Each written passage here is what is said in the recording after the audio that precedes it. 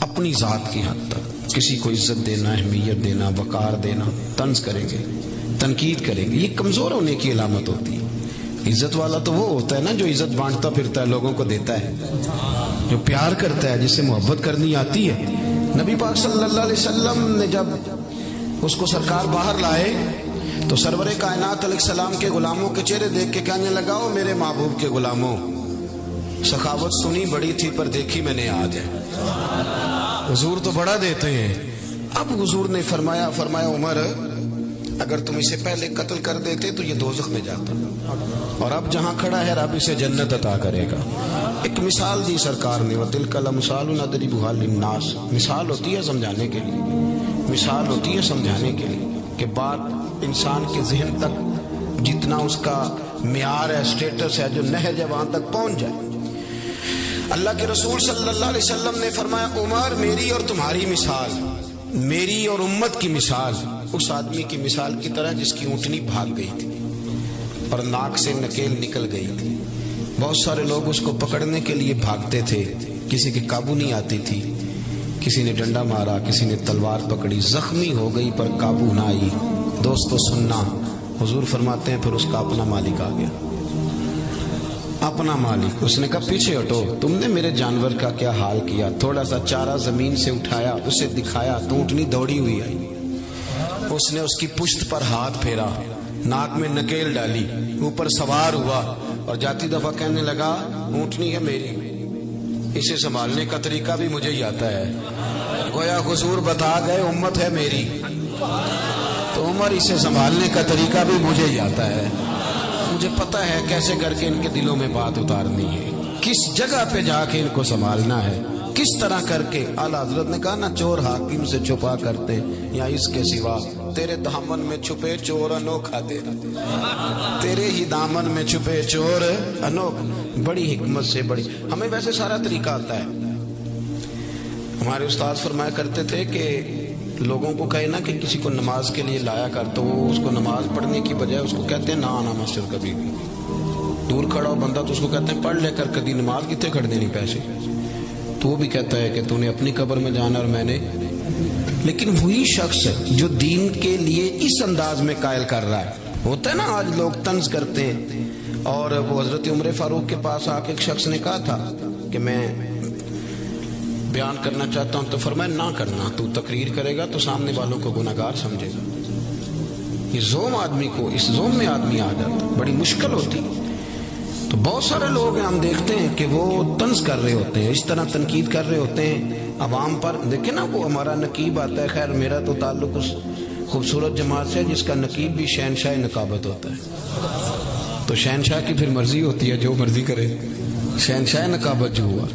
تو کئی دفعہ کہتے ہیں تھوڑا مزہ نہیں آیا، تسی تے سرور والے بندے نہیں، تو دل کرتا ہے کئی دفعہ کہہ دیں کہ یار تو 25,000 لے کے آیا، یہ مفت آئے ہیں سارے بیچارے، اور تو تنقید کر کے گزر رہا ہے۔ اتنے کمزور لوگ لفظ بولتے ہیں، اس انداز میں لوگ بات کرتے ہیں۔ تو بزرگ فرمایا کرتے تھے کہ یار تم نے کسی سے ادھار پیسے لینے ہو نا، اپنے حق میں قائل کرنا ہو تو تمہیں بڑا طریقہ آتا ہے۔ ٹیلی فون کرتے ہو، بھائی کدھر ہو، وہ کہتا ہے جی میں تو گھر ہوں، حکم کرے، نہیں وہ فون والی بات نہیں، ملے کہاں ملیں گے، میں کل ملوں گا، وہ کل شام کو وہاں پہنچتے ہیں، پھر منت کرتے ہیں، اس کی کہانی سناتے ہیں کہ بڑا مجبور ہوں، اور اس طرح سناتے ہیں کہ وہ مان ہی جائے، اور پھر وعدہ کرتے ہیں وقت پہ لوٹا دوں گا۔ وہ سارے دلائل جس سے وہ نرم ہو جائے وہ ہم دیتے ہیں۔ اپنے حق میں قائل کرنا ہو تو رنگ اور ہے، اور اگر اللہ رسول کے حق میں قائل کرنا ہو پھر ہماری طبیعتوں کی سختی دیکھنے والی ہے۔ پھر وہ داعیانہ حسن ہی نہیں، وہ اسلوب ہی نہیں، وہ خوبصورتی نہیں، وہ اندر درد ہی نہیں، وہ کیفیات ہی نہیں۔ اپنے اندر لوگوں کے لیے نرمی لائیں، تھوڑا سا پیار کریں، تھوڑا دائیں بائیں دیکھیں۔ آپ یقین کریں، کہہ کے نا ایک دوسرے کو غلط، تو ہم اس ماحول پہ لوگوں کو لے آئے ہیں کہ لوگ سمجھتے ہیں ساری زندگی چور ہے۔ ہمارے بچے سمجھتے ہیں شاید ہم اس وطن میں رہتے ہیں جہاں دائیں بائیں لٹیرے بستے ہیں، کوئی بندہ ٹھیک رہا ہی نہیں۔ ہم نے اپنے مزاجوں میں اتنی سختی، سازش، غیبت، اتنا ماحول کڑا کر دیا، آنے والی نسل سمجھے گی پتہ نہیں کہاں پیدا ہو۔ اس طرح نہ کریں، نرم کریں اپنی طبیعتوں کو، اپنے دلوں کو نرم کریں، کسی سے پیار کریں، کچھ ذوق بنائیں، کسی کو سنوارنے کا، کسی کو سجانے کا۔ اور یاد رکھیں بدلہ لینے سے تکلیف ہوتی ہے، معاف کرنے سے اللہ سکون عطا فرماتا ہے، اللہ سکون دیتا ہے۔ بات سمیٹ رہا ہوں، حضرت مولانا فخر جہاں دہلوی صوفیاء میں بہت بڑا نام ہے، حضرت کا بڑا چرچا ہو گیا تھا، بڑے صاحب بصیرت بزرگ تھے۔ آپ کی یہ کرامت تھی کہ جو بندہ سامنے آ کے کھڑا ہوتا تھا نا، اسے بتانا نہیں پڑتا تھا میرے دل میں کیا ہے، اس کو دیکھتے تھے تو کہتے تھے یا اللہ بے اولاد ہے بیچارہ، دعا کرانے آیا ہے، اس کی مدد فرما۔ اور یہ بھی ساتھ سنیں، حضرت مولانا فخر جہاں دہلوی، میں نے ان کی قبر دیکھی ہے، قبر پہ بھی حضرت مولانا ہی لکھا ہے۔ ویسے آج کل حضرت مولانا پیر نہیں ہوتا، حضرت مولانا ساری زندگی بھی لکھے لکھائے پڑھے پڑھائے تو حضرت مولانا کو لوگ پیر ماننے کو تیار ہے۔ یہ بھی کلچر بدلیں، آپ پیچھے سارے مشائخ دیکھ لیں، یہ اس کو خطاب نہ سمجھا کریں، رٹا رٹایا جملہ نہ سمجھا کریں، یہ واقعی سچ ہے کہ بان علمو جو کرے فقیری وہ کافر مرے دیوانہ۔ واپس آئیں، اس کو سمجھیں آپ، یہ بالکل ایک صوفی کا فتویٰ ہے، حضرت سلطان باہو کا فتویٰ ہے، انہوں نے گمراہ بھی نہیں کہا، سیدھا کافر ہی کہہ دیا، کافر مرے دیوانہ۔ تو مہربانی کریں، چیزوں کو سمجھیں۔ حضرت مولانا فخر جہاں دہلوی جامع مسجد دلی میں خطبہ دیتے تھے، ہزاروں کا مجمع ہوتا تھا، لوگ اپنی اپنی آرزویں پیش کرتے، حضرت دعائے خیر فرماتے۔ بادشاہ نے کہا یہ مولوی مضبوط ہو گیا تو میرے لیے تو مسئلہ کھڑا کر دے گا، ایک سازش رچی، ایک طوائف کو پیسے دیے تو انہیں ادا کاری کرنی۔ سوشل میڈیا جب سے آیا مجھے تو بڑی فکر ہے کہ ہمارے بچے ایکٹر ہی نہ بن جائیں، سارے ایکٹر ہی نہ بن جائیں، ہر بندہ کوئی نہ کوئی ادا دکھا رہا ہے، معاذاللہ، یا صحافی بنیں گے یا اداکار بنیں گے۔ بھئی اور بھی غم ہے زمانے میں محبت کے سوا، پہلے وہ کسی کو بزرگ سمجھتا تھا تو کہتا تھا میرے لیے دعا کرنا، اب کہتا میرے ساتھ کھڑے ہو جاؤ میں نے فوٹو کھینچانی۔ یہ دعا لینے کا مزاج ختم ہو گیا، فوٹو ہی لینی ہے جس نے بھی لینی ہے۔ حضرت مولانا فخر جہاں دہلوی بہت زیادہ شہرت بڑی تو وہ بادشاہ نے کہا کہ اس کو بدنام کرو، اور مخلوق بڑی فنکار ہے، ایک شاعر نے کہا تھا کہ یہ تو کعبے کے اندر سے مٹی لے کے بت بنا لیتی، مخلوق تو فنکار ہے اس درجہ کے پل بھر میں سنگے درے کعبہ سے بھی اصنام تراشے، تم کون ہو کیا چیز ہے داغ کبابی، لوگوں نے تو مریم پہ بھی الزام تراشے۔ تو حضرت اس اور طوائف کو تیار کر لیا، اس نے ساری باتیں رٹ لی، حضرت جمعہ پڑھا کے نیچے سیڑھیاں اتر رہے تھے، سینکڑوں لوگ تھے دائیں بائیں، جب آپ نیچے تشریف لائے تو وہ بنی سجی سنوری آ گئی، سلام کے فوراً بعد یوں کلام کرنے لگی جیسے بڑی پرانی جاننے والی، طبیعت کیسی ہے، کمر کے درد کا کیا حال ہے، پھر فوراً کہنے لگی کہ وہ رات آپ آئے تھے تو کھوٹے سے کہیں دے گئے، ابھی بازار گئی ہوں دکاندار نے لیے نہیں، مجبوری نہ ہوتی تو اس وقت کبھی حاضر نہ ہوتی۔ وہ جو دائیں بائیں مرید تھے نا، وہ جو کچے پکے بھی ہوتے ہیں نا مرید، اگر میں کہہ دوں زیادہ کچے ہوتے ہیں تو وہ شک شبے میں پڑ گئے کہ کبھی بابے سے پوچھا ہی نہیں رات کو کہاں ہوتا ہے، ہم تو سمجھتے تھے مسلح بات کرتا ہے تو یہ کدھر ہوتا ہے، حضرت کہاں ہوتے ہیں، پریشان ہو گئے۔ سچا آدمی کبھی پریشان نہیں ہوتا، کیونکہ سچ دنیا میں آیا ہی نکھرنے کے لیے، اگر لوگ گرد اڑائیں بھی تو سچ نکھر جایا کرتا ہے، سچ کی اپنی بڑی قوت ہوتی، اس میں اپنی بڑی طاقت ہوتی۔ حضرت فخر جہاں دہلوی سے کہنے لگی یہ کھوٹے سکے آپ دے گئے، کوئی پریشانی نہیں، پورا اطمینان، انہیں پتا تھا عزت رب دیتا ہے، کوئی پریشانی نہیں۔ فوراً فرمانے لگے بیٹی، او میری بیٹی، او پیاری بیٹی، تو اس طرح کر کھوٹے سکے دے جا اور اصلی والے لے جا، اور پتر دوبارہ بھی ضرورت پڑے تو آ جانا، فخر جہاں کا دروازہ کھلا ہوا ہی ملے گا، ہم تو دشمن کو بھی پاکیزہ سزا دیتے ہیں۔ یہ لفظ کہے اور حضرت تیزی سے سیڑھیاں اتر گئے، چند منٹ سکتے میں رہی، پھر دوڑ کے حضرت کے قدموں میں بیٹھی اور چیخ مار کے روئی، کہنے لگی وہ دلی کے درویش تو کس کستوری اور سندل کا بنا ہوا ہے، میں تجھے بدنام کرنے آئی، اور میں وہ بی بی جسے کبھی کسی نے بیٹی بہن کے روپ میں پکارا ہی نہیں، دیکھا ہی نہیں، جس نے دیکھا میلی نظروں سے دیکھا، میں تجھے بدنام کرنے آئی تھی اور تو نے مجھے ہی بیٹی بنا لیا، میں نے تو سازش کا حصہ بن کے پیسے وصول کی اور مجھے بیٹی بنا لیا۔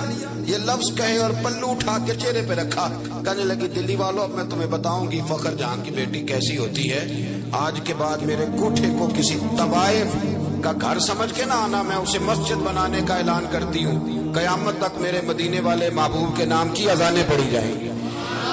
اگر آپ کے لہجے میں تھوڑا سا تھوڑا سا ٹھہراؤ آئے، تھوڑا سا ٹھہراؤ، تھوڑا سا، اگر کوئی شعیب آئے میسر، تھوڑا سا ٹھہراؤ آئے، تھوڑا تھوڑا نہ نرم. آپ یقین کریں ہم تسلیم کرنے کو تیار ہی.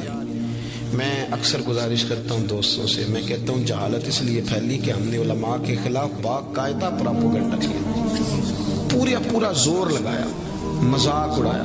میں ان سیاستدانوں کو جانتا ہوں جو مذاق اڑاتے ہیں اپنی نجی محفل میں، علماء مذاق اڑایا. ہم نے خوفناک لوگ سمجھ کے ان لوگوں کو پیش کیا.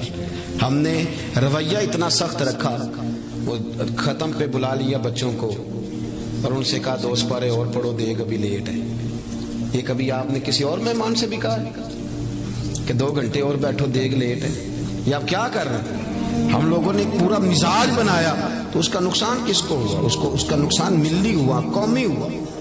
تیزی سے جہالت پھیلی، سینکڑوں کی تعداد میں طلاقیں ہوتی ہیں، سینکڑوں کی.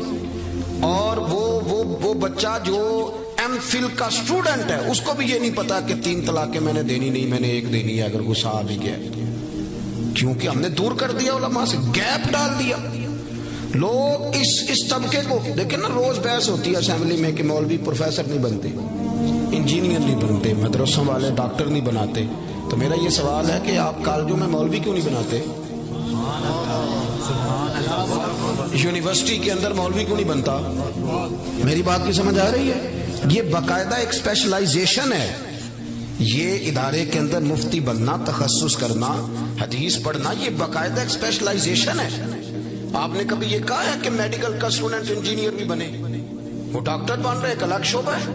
ہم اس شعبے کو تسلیم کرتے ہیں. علماء جاتے نہیں دوائی لینے ڈاکٹروں کے پاس، ہم اس شعبے کو تسلیم کرتے ہیں، اس سے ٹائم لیتے ہیں، جا کے چیک اپ کراتے ہیں. تو اس ڈاکٹر کو بھی چاہیے نا کہ جب الجھ جائے تو کسی مفتی کے پاس آئے، آگے کا حضرت دین اس بارے میں کیا رہنمائی کرتا ہے. لیکن ہم لوگوں نے گیپ ڈال دیا. اپنے دل کو نرم کریں اور دوسرے کو تسلیم کرنا سیکھیں اور دین کے لیے اپنی خدمات کو پیش کریں اور آگے بڑھیں اور دیکھیں کہ ہم کس طرح کسی بے نمازی کو نماز کی طرف مائل کر سکتے ہیں، کس طرح ہم لوگوں میں یہ شعور پیدا کر سکتے ہیں کہ دین ہماری اصل ہے، دین ہماری بنیاد ہے. دعا کرتا ہوں جو میں کہہ سکا اللہ قبول فرما لے. اللہم صلی علی سیدنا مولانا محمد معدن الجود والکرم وعلیہ وبارک وسلم. اللہ ہماری حاضری قبول فرما، ہمارے گناہ معاف فرما، ہماری غلطیوں سے درگزر فرما، امت کے حق میں رحمت والے فیصلے فرما.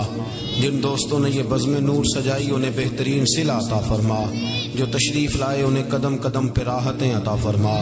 مالک کریم، ہم جو کہتے ہیں، جو جانتے ہیں، جو سمجھتے ہیں اس پر عمل کرنے کی بھی توفیق عطا فرما. ہمارے لیے عمل کا رستہ آسان بنا دے. مالک کریم، برما کے مجبوروں، کشمیر اور فلسطین کے مظلوموں کی مدد فرما. اس ادارے کو ترقیاں عطا فرما. اللہ ہم سب کا خاتمہ بالخیر بالایمان فرما. رب اغفر وارحم وانت خیر الراحمین. وصلی اللہ تعالی علی حبیبہ سید